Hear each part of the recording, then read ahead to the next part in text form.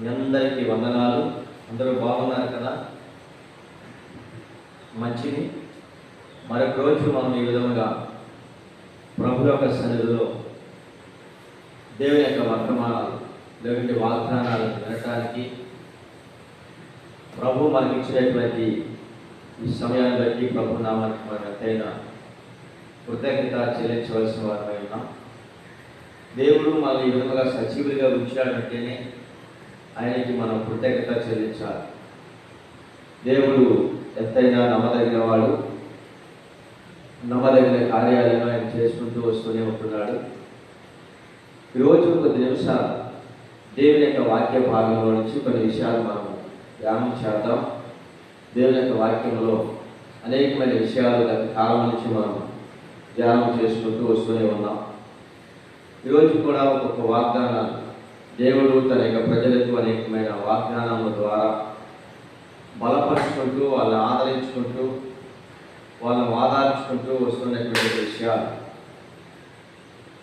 అనేకమైన చాలా ఇశ్రాయేలు ప్రజలు పడటం లేకటం అలాంటి సందర్భాలలో అనేకమైన సార్లు దేవుడు తన ప్రవక్తల ద్వారా, యాజకుల ద్వారా బలపరిచి మళ్ళీ తిరిగి వాళ్ళని కట్టడము, మళ్ళీ తిరిగి వాళ్ళ యొక్క ప్రయాణాలను కొనసాగించడానికి ప్రభు ప్రవక్తల ద్వారా వారి కుటుంబాలను కట్టి వారి జీవితాలను మళ్ళీ తిరిగి వాళ్ళ ప్రయాణాలు కొనసాగించుకోవడానికి ప్రభు ప్రవక్తల్ని ఏర్పాటు చేసుకుని ఆ విధంగా నడిపించుకుంటూ వస్తుండేవాడు.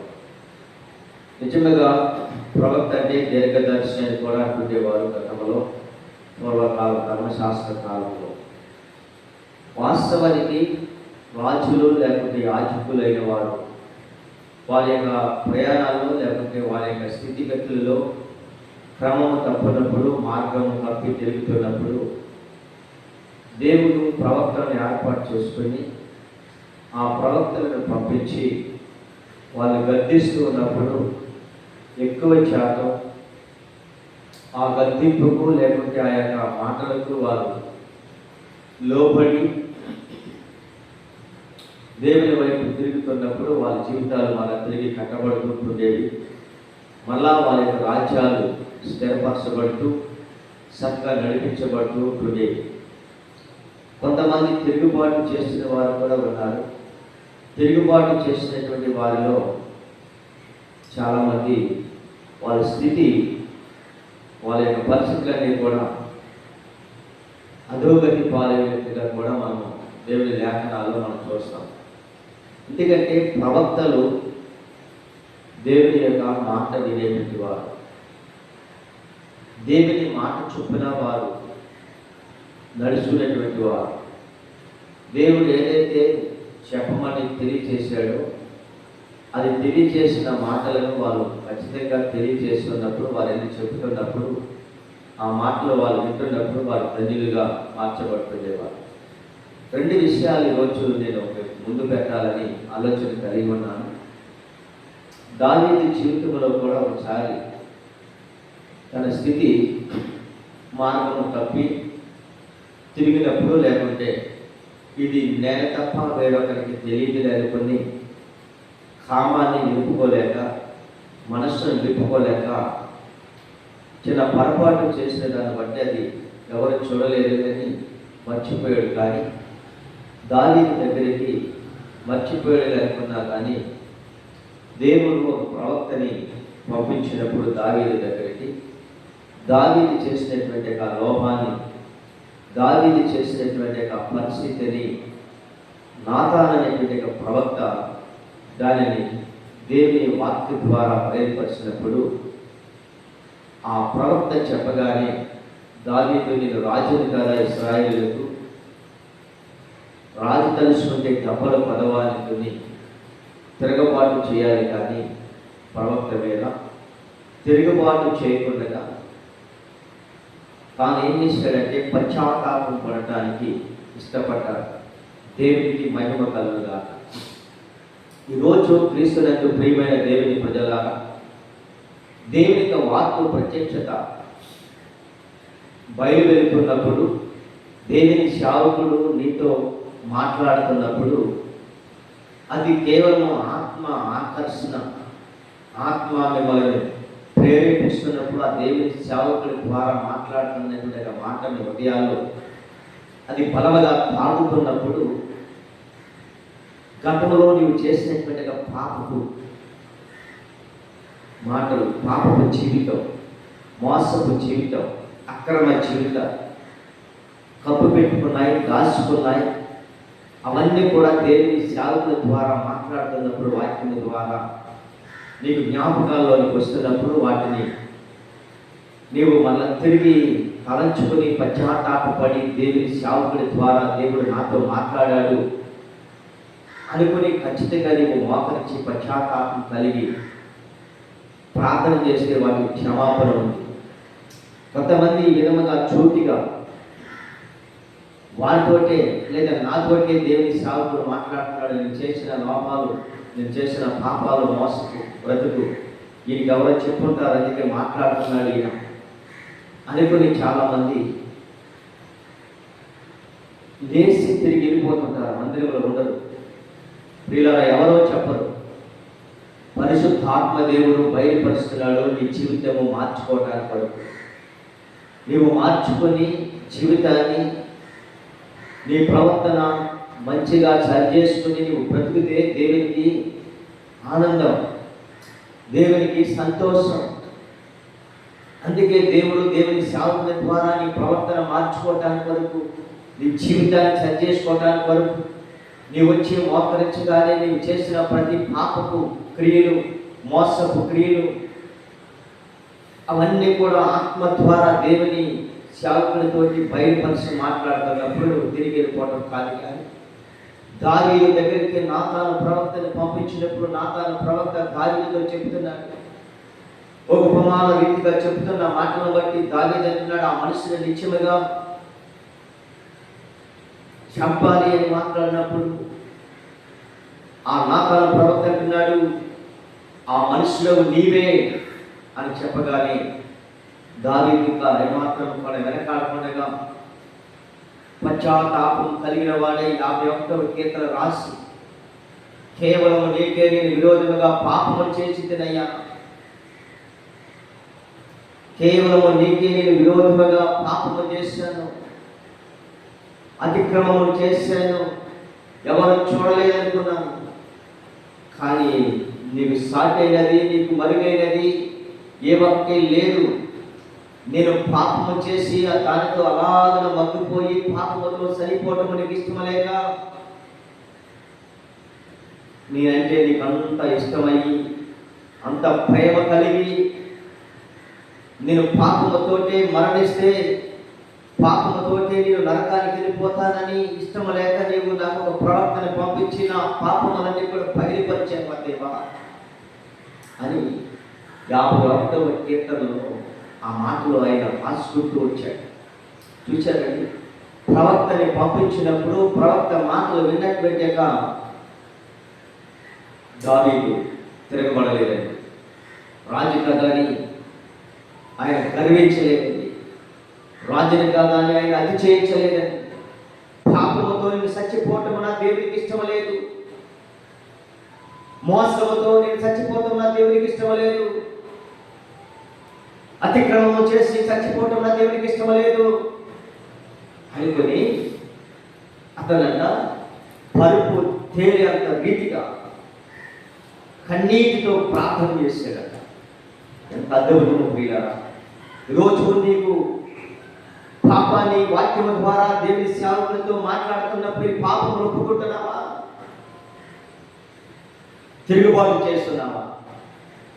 తిరుగుబాటు చేయకు. తిరుగుబాటు చేస్తే అది నీకే నష్టం. లోబడు. దేవుని సేవకుడు ఆత్మ ద్వారా గద్దిస్తున్నప్పుడు లోబడు, పశ్చాత్తాపపడు, మోకరించి ప్రార్థించు. దావీదు ప్రార్థన చేస్తున్నాడు, అయ్యో దేవా నీకే నేను విరోధముగా ఏమంటున్నాడు, ఎంత పశ్చాత్తాపడుతున్నాడు రాజయ్య కూడా, దేవా నీకే నేను విరోధముగా పాపము చేసిందని. అందుకే దావీదు ప్రతి విషయంలో లోబడటం ద్వారా, ప్రతి విషయంలో చిన్న పిల్లవాడిగా మోకరించి ప్రార్థన చేయటం ద్వారా ఆ విషయాన్ని, ఆ స్థితిని చూసిన దేవుడంట దావీదు గురించి చక్కటి మాటలు మాట్లాడుకుంటూ వస్తున్నాడంట. ఏంటో తెలుసా? ఇతడు నా ఇష్టానుసారుడైన మనుష్యుడు. బా, దేవునికి ఇష్టానుసారుడైన మనుషుగా ఎలా మార్చబడ్డాడు? చేసిన పాపమును గుర్తు చేయగా తిరగబాటు చేయలేదు, కానీ లోబడ్డాడు, పశ్చాత్తాపడ్డాడు, కన్నీరు కారుస్తున్నాడు, మోకరిస్తున్నాడు, గుండె కొట్టుకుంటున్నాడు. దేవా, కేవలం నీకే నేను విరోధముగా పాపం చేశాడయ్యా, నీకే నేను విరోధముగా పాపం చేశాను. హిమము కంటే హెచ్చోపుతో తెల్లగా నన్ను కడుగుము అంటున్నాడు. ఈరోజు క్రీస్తునందు ప్రియమైన దేవుని ప్రజలారా, ఎవరు ఈ విధముగా దేవుని సేవకుని ద్వారా దేవుని ఆత్మతో మాట్లాడుతున్నప్పుడు నీవు చేస్తున్న ప్రతి పాపమునకు లోబడితే, కేవలం ఇది నేను తెలుసో తెలియక చేశానని దావీదు ఎలాగైతే పశ్చాత్తాపం కలిగి మోకరించి ప్రార్థన చేస్తున్నాడు, ఈరోజు నీవు కూడా ఒకవేళ అలాంటి స్థితి కలిగి ఉంటే, నీవు మర్చిపోయిన దానిని దేవుని వాక్యం ద్వారా, దేవుని సేవకుడు ఆత్మ ద్వారా బయలుపరుస్తూ ఉంటే, సంఘంలోంచి తిరిగి వెళ్ళిపోబాక నీవు కూర్చున్నాకనే పశ్చాత్తాపం కలిగి మోకరించి కన్నీరు కార్చు. ఇంటి దగ్గరికి వెళ్ళాకనే సరే, ప్రభువా నీ సేవకునితో ఈరోజు విధముగా నా పాపములను గుర్తు తెచ్చావా? నేను చేసిన అతిక్రమాలు ఎవరికి తెలియవనుకున్నాను, నా భార్యకి తెలియకుండా మోసం చేస్తున్నాను, నా బిడ్డలకు తెలియకుండా నేను అక్రమ కార్యాలు కలిగి ఉన్నాను, దొంగతనం, విషయాలకు పాపము చేస్తున్నాను, బిడ్డలకి భార్యకి తెలియకుండా ఎవరికి తెలియదనుకున్నాను. కానీ దేవుని సేవకుని ద్వారా నువ్వు మాట్లాడుకుంటూ వచ్చావా తండ్రి? కేవలం దేవుని సేవకుని ద్వారా నాతో నా పాపములను తెలియచేసుకుంటూ జ్ఞాపకం చేసుకుంటూ వచ్చావా ప్రభు అని నువ్వు కప్పు పెట్టుకోవటం, దానికి బదులుగా వాకరించు, ప్రార్థన చేయి. విమోచన ఉంది, రక్షణ ఉంది, స్వస్థత ఉన్నది, క్షమాపణ ఉన్నది. దావీదు జీవితంలో ప్రభు క్షమించుటకు సిద్ధమైన మనస్సు కలిగిన వాడు. దానికి ముందుగా దావీదు ఎలాగైతే లోబడ్డాడు, పశ్చాత్తాపం కలిగి ప్రార్థన చేయడానికి మోకరించి కన్నీరు కార్చి పరుపు తెలిపే రీతిగా కేవలం నీకే విరోధముగా పాపం చేస్తానంటున్నాడు. ఇచ్చోపు తెల్లగా నన్ను శుద్ధీకరించు, నన్ను కడుగు ప్రభువా, నన్ను కడుగు, శుద్ధ హృదయాలు నాకు దయచేయి, శుద్ధ మనస్సును నాకు దయచేయి. ఈరోజు ప్రియమైన దేవుని సంగమా, దేవుని ఆత్మ ద్వారా నేను నీతో మాట్లాడుతున్న విషయం, ఒకవేళ నీవు ఏ చిన్న పొరపాటు అనుకుంటున్నాను, చిన్న పొరపాటే చేశాను పర్వాలేదు అనుకుంటున్నావేమో, చిన్నదైనా పెద్దదైనా పాపమే, అబద్ధమే, మోసమే, చిన్నదైనా పెద్దదైనా దాచుకోబోక, కప్పు పెట్టుకోబోక, అతిక్రమములు దాచిపెట్టేవాడు వర్ధనుడు, వాటిని ఒప్పుకొని విడిచిపెట్టేవాడు కనికరమును పొందుతాడు. దావీదు ఒప్పుకున్నాడు, విడిచిపెడుతున్నాడు. శుద్ధ హృదయాన్ని నాకు దయచేయి, హిచ్చోపు గుచ్చుతో తెల్లగా నన్ను కడుగుము. ఈరోజు ఎవరైతే కడుగుమని ప్రార్థన చేస్తారో, పశ్చాత్తాపం కలిగలుగుతారో, నిజంగా ప్రవక్తని పంపించినప్పుడు ప్రవక్త మాటలకు లోబడినటువంటి దావీదు ఈరోజు దేవుని వాక్యము ద్వారా నేను కానీ పరిశుద్ధాత్మ దేవుడు మీతో మాట్లాడుతున్నప్పుడు కడుగుకోవడానికి ప్రయత్నం చేయి, సరి చేసుకోవడానికి ప్రయత్నం చేయి, ప్రవర్తన మార్చుకో, సక్కదిద్దుకో. పరిస్థితులన్నీ కూడా నీవు సక్కదిద్దుకున్నట్లయితే, సరి చేసుకున్నట్లయితే దేవుడు దావీదుకి ఇచ్చినటువంటి ఆ ఘనతలు, దావీదుకి ఇచ్చినటువంటి బిరుదులు నీకు కూడా ప్రభు ఇవ్వగలడు.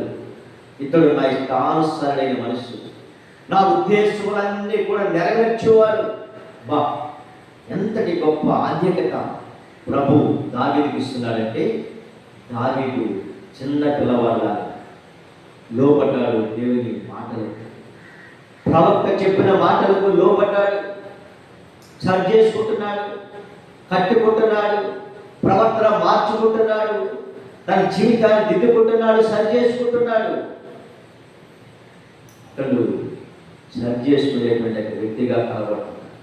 ఈరోజు దేవుని సేవకుడిగా దేవుని ఆత్మశాఖ అభిషేకించి మాట్లాడుతున్నప్పుడు సరి చేసుకోవటానికి కనుక నీవు ఇష్టపడితే ఖచ్చితంగా నా ప్రభు నిన్ను కూడా సరి చేయగలడు, నిన్ను కూడా ఉన్నతమైన స్థితిలోకి తీసుకెళ్ళడు. దేవునికి మనకి ఉన్నటువంటి కండక్ట్ ఏంటో తెలుసా? ఆయనకి మనకున్న స్నేహం ఏంటో తెలుసా? పాపం ఒప్పుకుంటే బాగా నువ్వు స్నేహితుడు అవుతావు. ఎందుకంటే ప్రవక్త చెప్పిన మాట లోపడ్డాడు, విన్నాడు, పశ్చాత్తాపం కలిగి ప్రార్థన చేస్తూ ఉన్నాడు. ప్రియమైన దేవుని సంగమా, దేవుని ప్రజలారా, ఈరోజు నేను మీతో మాట్లాడుతున్న విషయాలు పరిశుద్ధాత్మ దేవుడు నాతో చెప్పమన్న విషయాలు నేను మీతో మాట్లాడుకుంటూ వస్తున్నాను. ఎవరైనా సరే, ఎంతటి వాడైనా, రాజువైనా, అధికారమైనా, అనాధికారమైనా, ఎవరైనా సరే, ఇశ్రాయేలులకు రాజు అయినటువంటి దావీదే లోబడుతున్నాడు. ఇశ్రాయేలుకు రాజు అయినటువంటి దావీదే పశ్చాత్తాపం కలిగి ప్రార్థన చేస్తున్నాడు. అంతటి వాడే లోబడితే ఈరోజు నీవు ఎంతటి వాడు? దయచేసి ప్రవక్త చెప్పిన మాటలు ఖచ్చితంగా కనుక నీవు లోబడితే, దేవుని సన్నిధిలో ప్రార్థన చేయడానికి నువ్వు ఇష్టపడితే ఖచ్చితంగా ప్రభువుని ఏం చేస్తాడు తెలుసా? ప్రభు తప్పనిసరిగా దావీదును హెచ్చించినట్లుగా, దావీదును బలపరుచినట్లుగా, దావీదును ఒక ఉన్నతమైన స్థితిలోనికి తీసుకెళ్ళినట్లుగా ప్రభు నిన్ను కూడా తీసుకెళ్తాడు. ప్రభు నిన్ను కూడా బలపరుస్తాడు. దయచేసి ఖచ్చితంగా ప్రవక్త చెప్పిన మాటలు మీరు వినండి. దేవుని సేవకులు గద్దిస్తున్నప్పుడు నా కోసమే చెప్తున్నాడు సేవకుడు. ఈ రోజంతా నా మీదే ప్రసంగము, ఈ రోజంతా నా కొరకే సమకూర్చుకొని వాక్యములు నా కొరకే చెబుతున్నాడు. ఎవరో చెప్పుంటారు, లేకుంటే ప్రతి ఏదో సెంటర్లో నన్ను చూసి ఉంటాడు, నేను చేస్తున్న క్రియలు, అందుకే నా కొరకే సేవకుడు మాట్లాడుతున్నాడు అనుకునేవారు బాగుపడరు. నా కొరకే మాట్లాడుతున్నారు అనుకుని సరి చేసుకునేవాడు బాగుపడతాడు, దిద్దుకునేవాడు బాగుపడతాడు, ప్రవర్తన మార్చుకునేవాడు బాగుపడతాడు. నీ కొరకు చెప్పడానికి మాకు ఇంకా వేరొక పని లేదా? నీ కొరకే మేము ఎలాగనా నిలవబడి నీ కొరకే ఇలాగ చెప్పడానికి మనకు వేరొక పని లేదా? దేవుడు మాకు ఇచ్చిన పని ఉంది. ఏంటో పని తెలుసా? పడిపోయిన వారిని తిరిగి నిలవబెట్టడానికి వరకు మాకు ఇచ్చినటువంటి పని. కృంగిపోయిన వారిని లేవనెత్తడానికి వరకు దేవుడు మాకు అభిషేకించిన అభిషేకం అది. దయచేసి మరొక విషయాన్ని జ్ఞాపకం చేస్తున్నా. ప్రియమైన దేవుని ప్రజలారా, దేవుని యొక్క లేఖనంలో మరొక రాజు ఉంటాడు. ఆయన పేరు ఉజ్జియా. దావీదైతే ప్రవక్తను పంపించి చెప్పగానే ప్రవక్త మాటకు లోబడ్డాడు, తన జీవితాన్ని సరి చేసుకున్నాడు. కానీ ఉజ్జియా అనేటువంటి ఒక రాజు ఉన్నాడే, ఆ రాజు కూడా సాహసించంట. అక్కడ ఉన్నటువంటి ఇంచుమించుగా దేవుని యొక్క లేఖనాల్లో చెప్తున్న మాటలు, యెహోవా యాజకులు 8 మంది అతని వెంబడి లోపలికి పోయి వారు రాజైన ఉజ్జియాని ఎదిరించి, ఉజ్జియా, యెహోవాకు ధూపము వేయుటకై ప్రతిష్ఠింపబడిన అహరోను సంతతి వారైన యాజకుల పనియే కానీ నీ పని కాదు అని చెప్తున్నారట వారు. అవును, నీ పని ఏదో, నీ పని ఏది కాదు, నీవు ఏమి చేయాలో, నీవేమి చేయకూడదు. నీవు రాజువైతే రాజుగా ఉండు, అధికారివైతే అధికారిగా ఉండు, యాజకుడివైతే యాజకుడిగా ఉండు. దేవుని ప్రవక్తలు చెబుతున్న మాటలు విని వాటి ప్రకారంగా భయపడి వాటి ప్రకారంగా నీవు జీవించడానికి ప్రయత్నం చేస్తే దేవుడు నిన్ను ఉన్నతమైన స్థితిలోనికి తీసుకెళ్ళి నిలబెట్టగలడు. ఇక్కడ ఉజ్జియా అనేటువంటి రాజు గర్వించాడండి. అతడు స్థిరపడిన తరువాత అతని మనస్సును గర్వించి చెడిపోతాడు. గర్వించి ఏం చేశాడంటే, యాజకులు చేయవలసినటువంటి పని అంటే ప్రవక్త చెబుతున్న మాటలు ఎవరు విన్నారు, లోబడ్డారంటే దావీదు.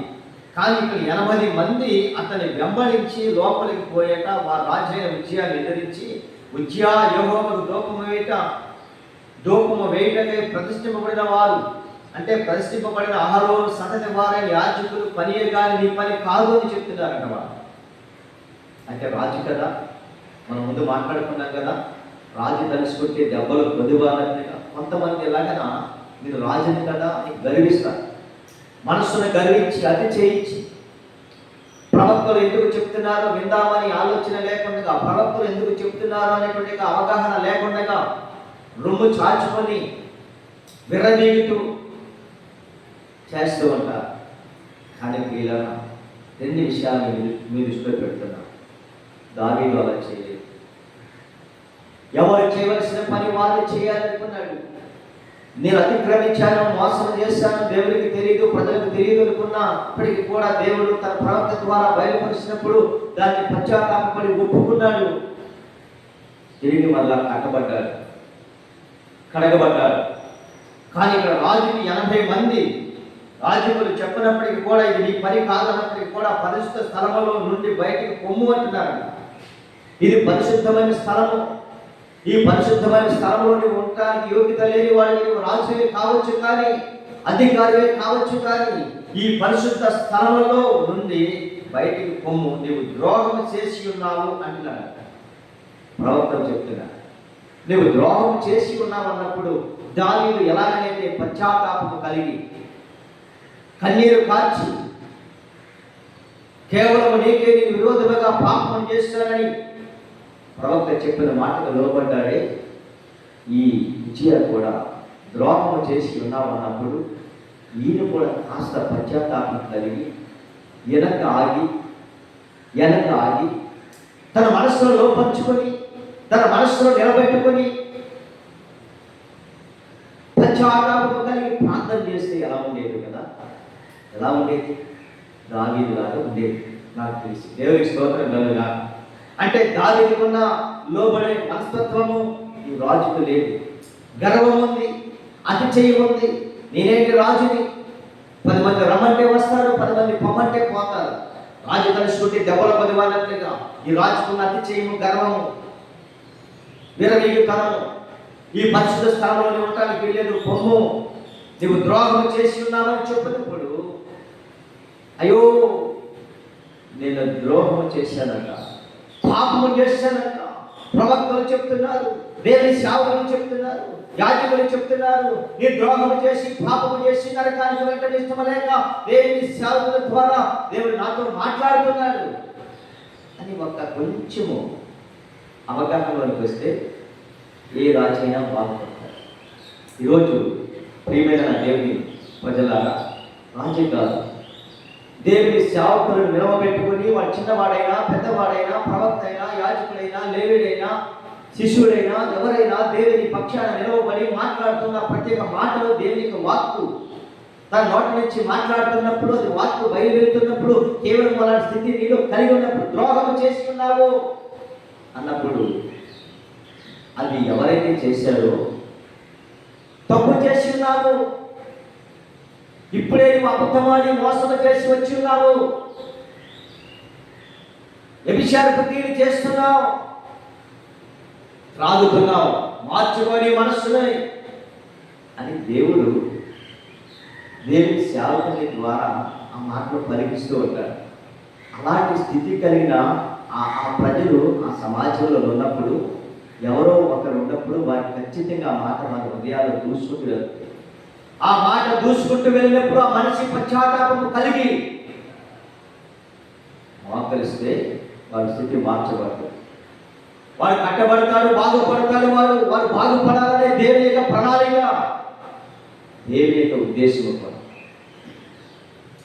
ద్రోహము చేసి ఉన్నావు, దేవుడైన యెహోవా సన్నిధిని ఇది నీకు ఘనత కలుగజేయదని చెప్పినప్పటికీ కూడా దేవుని సన్నిధిలో ఇది నీకు ఘనత కలుగజేయదు రాజా అని మాట్లాడుతున్నారు. అయినా ఇది ఏం చేసేది తెలుసా?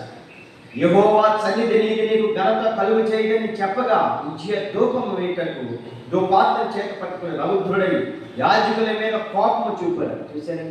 యాజకుల మీద కోపము, ప్రవక్తల మీద కోపము, దేవుని మీద కోపము.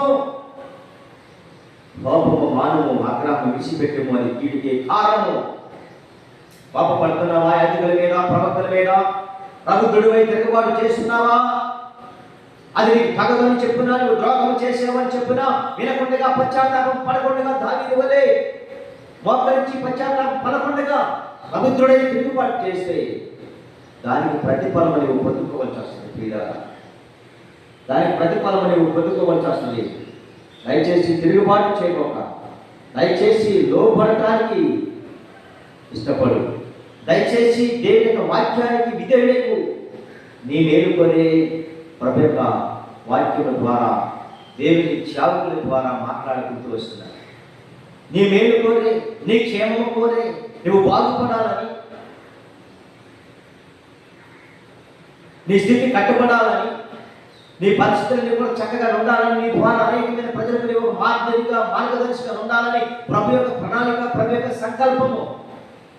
కానీ నీవైతేనేమో యాజకులు చేయవలసిన పని నువ్వు సహజించి చేయడానికి సిద్ధపడుతున్నావు. అయినా దేవుడు ద్రోహం చేశావని చెప్పిన ప్రబుద్ధుడివై యాజకుల మీద కోపపడుతున్నావంటే చాలా ప్రమాదకరమైనటువంటి. దావీదు కోపపడలేదు, ప్రబుద్ధుడై తిరుగుబాటు చేయలేదు, ప్రవక్తగా లోపడ్డాడు. ఈరోజు నా ప్రియమైన దేవుని యొక్క సంగమా, దేవుని యొక్క ప్రజలారా, రోజు నీ మేలు కోరే ప్రభు యొక్క వాక్యము ప్రభు మాట్లాడుకుంటూ వస్తున్నాడు. ఎవరినో చూసించో, ఎవరినో చేసిన పరిస్థితులను ఏది పెట్టి చూపటానికి దేవుడు మమ్మల్ని ఇక్కడ నిలబెట్టలేదు. నీవు మారాలని, నీ బ్రతుకు మార్చుకోవాలని, నీ స్థితి మారాలని, నీవు ఒక ఉన్నతమైన స్థితిలోనికి, స్థాయిలోకి నడిపించబడాలని, నీలో ఉన్న కోపము, నీలో ఉన్న ద్రోహము, నీలో ఉన్న పాపము, నీలో ఉన్న మోసాన్ని సరిచేసి ఒక మంచి నీతి ప్రవర్తన కలిగిన వాడిగా తయారు చేయాలని, నేను ఒక మంచి వజ్రముగా, మంచి ఉద్యమగా నిన్ను కడిగి ప్రభు ఎదుట నిలవబెట్టాలని ప్రభు యాజకులకి, ప్రవక్తలకి ఆ వార్తలు ఇచ్చి పంపిస్తున్నప్పుడు నీవు కడుక్కుంటే ధన్యుడవైతావు. నీవు శుద్ధీకరించబడితే నీకు క్షేమము కలుగుతున్నది. నువ్వు తరతరముల వరకు దేవుని సింహాసనం మీద నీ సంతతి వారు అక్కడ ఏలుబడి చేయగలరు అని ప్రభు యొక్క వాక్యంలో మనం చూస్తున్నాం. కనుక దయచేసి ప్రియమైన నా దేవుని ప్రజలారా, ఇదే అనుకూలమైన సమయం, నేడే రక్షణ దినం, నేడుని సమయం ఉండగానే దయచేసి ప్రభు సన్నిధిలో ఈ మాటలు వింటున్నటువంటి మీరు ఒకవేళ ఎలాంటి స్థితి కలిగి ఉంటే, ఇలాంటి పరిస్థితుల్లో కనుక నీవు ఒకవేళ పొందిపోతే, అయ్యో నా పాపము నాకు వాక్యం ద్వారా దేవుడు తెలియచేసాడని ఒకవేళ నీకు జ్ఞాపకం వస్తే, అది బాల్యం నుంచా, ఎవరి నుంచా, కౌరు నుంచా, వృద్ధాయిపు నుంచా, ఈ 4 దిశలో ఏ దిశలో నువ్వు చేసిన పాపమైనా సరే నీవు దేవుని సన్నిధిలో ఒప్పుకొని క్షమాపణ, దేవుని సన్నిధిలో నీవు ఒప్పుకొని దేవుని సన్నిధిలో అడిగితే ఖచ్చితంగా ప్రభు నీకు క్షమాపణ అనుగ్రహిస్తారు. ఆ పాపము ప్రాయశ్చిత్తము ఆయన రక్తము చేత శుద్ధీకరించి నిన్ను ఒక నీతిమంతునిగా, పరిశుద్ధునిగా చేసి ఆ పరిశుద్ధ స్థలంలో నీవు మళ్ళీ తిరిగి యాజకుడిగా ధూపము వేయడానికి, దేవుని సన్నిధిలో నీవు మళ్ళీ తిరిగి పాటలు పాడటానికి, ప్రార్థన చేయడానికి, దేవుని సంఘాన్ని నడిపించడానికి అట్టి కృప, అట్టి అభిషేకము దేవుడు మీకు అనుగ్రహిస్తారు. అట్టి కృప మీకు దేవుడు అనుగ్రహించుగా చిన్న ప్రార్థన చేస్తున్నాం. పరిశుద్ధమును నమ్మకము పరలోకమంటున్న మా తండ్రి, మీకు స్తోత్రాలు, వందనాలు తెలియజేస్తూ ఉన్నాను. ఈరోజు ప్రభు కొద్ది నిమిషాలు మీరు మాతో మాట్లాడుకుంటూ వచ్చారు. 2 విషయాలు, ప్రవక్త చెప్పిన మాటలు, తోచగా లోబడి తన జీవితాన్ని సరిచేసుకునేటువంటి దావీదుని మా ముందు పెట్టాడు. 2వదిగా 80 మంది యాజకులు చెప్పిన వెనకండగా గర్వించి, అతి చేయించి, ధూపం వేయడానికి సాహసించి వెళ్ళేటువంటి విజయాన్ని మీరు మా ముందు పెట్టారు. ద్రోహం చేస్తున్నారు, ఇది నీకు ఘనత కలుగు చేయదు దేవుని మందిరంలో అని చెప్పినప్పటికీ కూడా అతను వెళ్ళాడు. కానీ ప్రభువాన్ని శాప పెట్టించుకున్నాడన్న విషయాన్ని మేము చూస్తున్నాం. ఈరోజు ప్రభువా, కోపము మానవ ఆగ్రహం మనిషి పెట్టుబడి కీడికే కారణం అన్నట్లుగా చావుకుల మీద, యాజకుల మీద ప్రభావం కోపపడేవారు కాకుండా వారు మాతో మాట్లాడుతున్నప్పుడు నా వరకే మాట్లాడుతున్నాడు తెలుసుకుని లోబడి మా జీవితాలు సరిచేసుకొని, మా ప్రవర్తన మేము సరిచేసుకొని, శుద్ధీకరించబడి నీకు ఇష్టమైన బిడ్డలుగా, నీకు ఇష్టమైనటువంటి ప్రజలుగా జీవించడానికి అతి కృపను మాకు దయచేయమని ప్రార్థన చేస్తున్నా. ప్రభువా, సమాసాన్ని జీవించండి, అభివృద్ధిపరచండి, మేలు చేయి, ఆత్మ బలములతో, ఆత్మ వరములతో సంఘములు నింపండి, సరిచేసుకునే వారిగా, కట్టబడేవారిగా దయచేయమని ప్రార్థన చేస్తున్నా. ప్రాంతానికి ప్రాంతీయ ప్రజలను, గ్రామానికి గ్రామ పెద్దలను, అధికారులను దీవించి ఆశీర్వదించబోతున్న ప్రార్థన చేస్తున్నా. రోగుల కొరకు ప్రార్థిస్తున్నాం. ఎక్స్ వ్యాధి గల వారు, దీర్ఘకాలిక వ్యాధిగ్రస్తులు ప్రభు, BP, sugar, kidney stones, thyroid, పక్షవాతం, సమస్త రోగ రుగ్మత నుంచి కూడా స్వస్థపరిచి బాగు చేసి ఆరోగ్యాలను దయచేయండి. ఈ వాక్యముకు లోబడే ప్రజలను చిత్తపరచండి. ఈ వాక్యము మాట్లాడుతున్నప్పుడు వారి జీవితాలు కట్టుకోవటానికి, వారి ప్రవర్తన మార్చుకోవటానికి లోబడి నీ ఎదుట దీనుడై జీవించి ప్రభావం చేయించి గర్వించేవాడు కాకుండా దీనత్వము కలిగి, సాత్వికము కలిగి నీవిచ్చు దీవెన చేత మేము అభివృద్ధి పరచబట్టుబట్టి కృపను దయచేసి మహిమ తెచ్చుకోమని, సమస్త ఘనత, మహిమ, ప్రభావములు మీరు మాత్రమే పొందుకోమని మీ ప్రియ కుమారుడు రక్షకుడైన యేసుక్రీస్తు నామములో ప్రార్థించి మనం అడిగి పొందుతున్నాము తండ్రి. ఆమేన్. యేసు రక్తమే చేయం, ప్రభు యేసు రక్తమే చేయం, యేసు రక్తం సంపూర్ణించిన కలుగుగా. ప్రభు నామానికి స్తోత్రాలు. అందరికీ వందనాలు. ఈ కార్యక్రమం ఎక్కడితో ముగించబడుతుంది. దేవుడి చిత్తమైతే రేపు ఉదయం కలుసుకుందాం. అప్పటివరకు సెలవు తీసుకుందాం. దేవుడు మిమ్మల్ని, కుటుంబాలను బహుగా దీవించి ఆశీర్వదించును గాక. God bless you.